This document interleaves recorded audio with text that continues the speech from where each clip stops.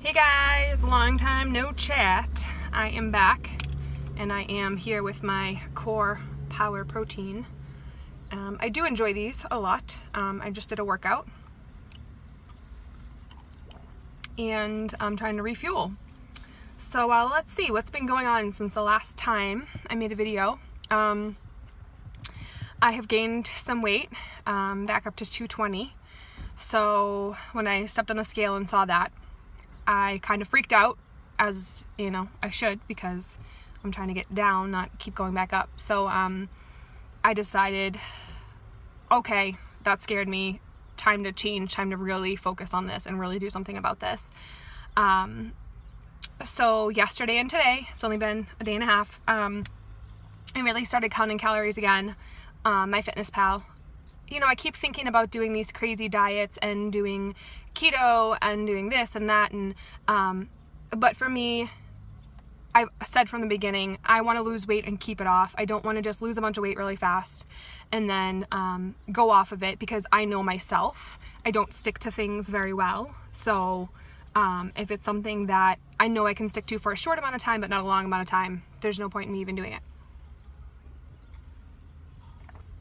And although I'm sure I could do a short-term diet and lose a bunch of weight fast and get to my goal, you know, it's not how I want to do it.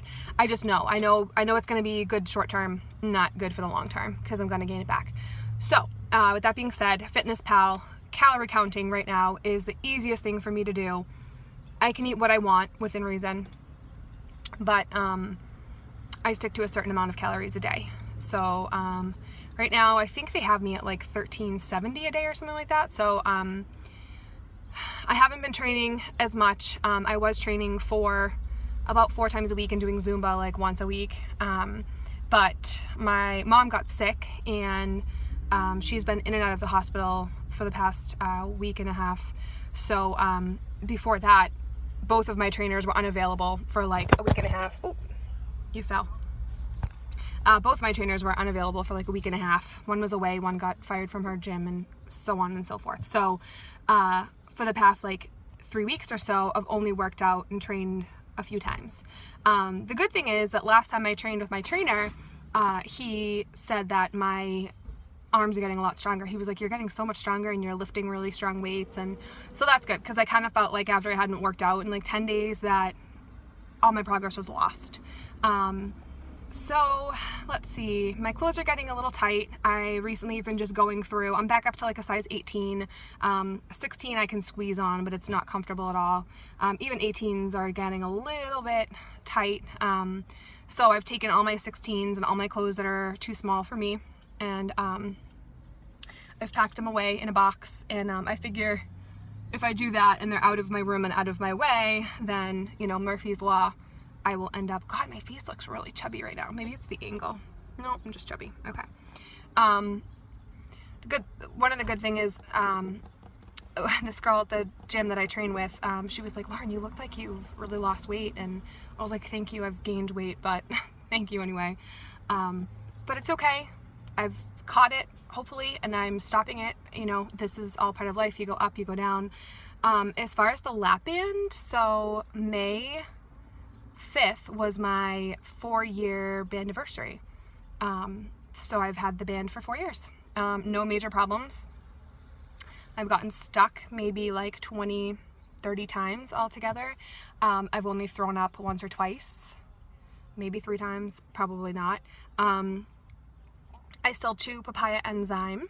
I take like 5 or 6 of those if I get stuck on some protein. The other night I bought some chicken and it was getting stuck. My band definitely still works, and the way that I know that is if I do what I'm supposed to do, like eat protein first, like pure protein, then I get stuck a lot faster. So I'm going to try and use that to my advantage. I mean, I have this lap band and I'm not using it the way that it's supposed to be used, so I might as well start using it again, you know?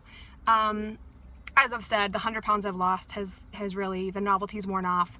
I have a couple friends who recently did weight loss surgery, and they are losing weight and they look great.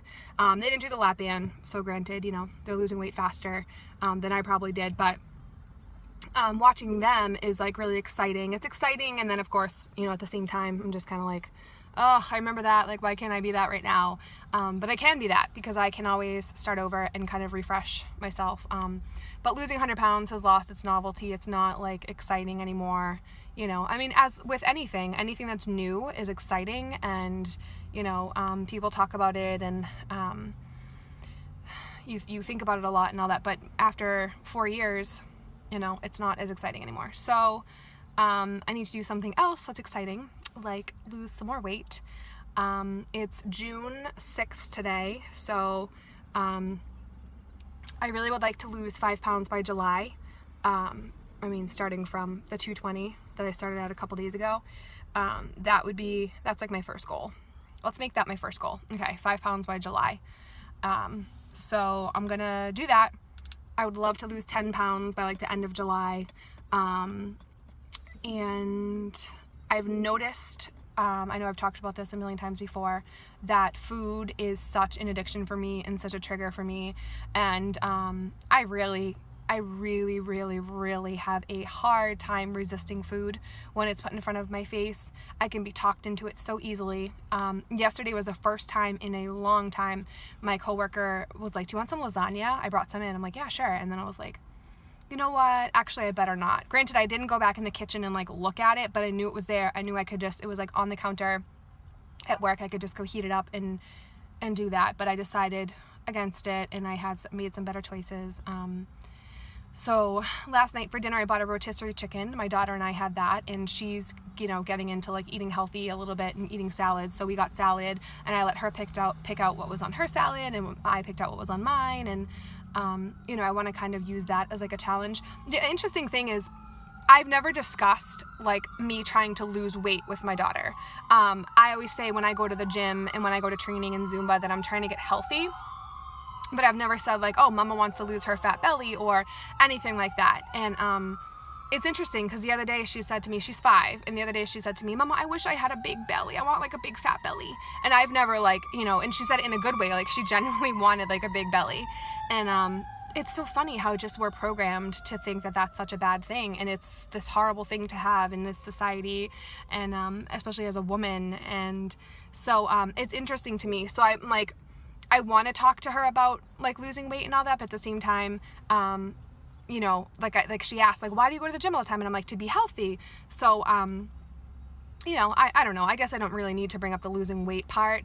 But I also think like if there's a time where I want to get a tummy tuck and stuff, like now she is getting older and she's noticing things and she'll remember things, and, you know, like I don't want her to think it's bad to be fat, but I want her to know that, like, you know, I don't know how to approach that whole body positivity and confidence, and like act like I'm confident as I'm trying to lose weight, as if being fat is like a bad thing, you know? So it's like one of those lines you don't want to cross, especially with a little girl. Like I never want her to have eating issues. And I still remember, like I'm sure we all do, you know, there were times where my grandmother would come over and be like, oh, you're gaining weight. Or I remember one time one of my grandmothers was like dying, and she said to me,